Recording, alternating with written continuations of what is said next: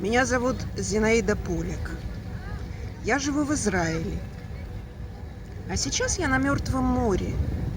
Но и здесь я тоже хотела бы участвовать в проекте Максима Пономаренко, посвященном юбилею Абая.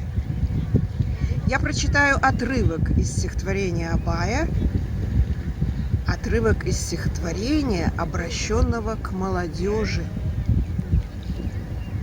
Бродишь ты по гостям, лучший надев наряд, на удалом коне век горцевать ты рад, но отощает конь, быстро пройдет почет.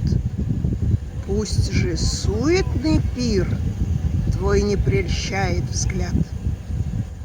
Сдержанность — вот наш щит, верный признак ума. Трудности побеждать учит нас жизнь сама. Стоит ли быть рабом праздных пустых забав? Пусть же воля твоя будет всегда пряма.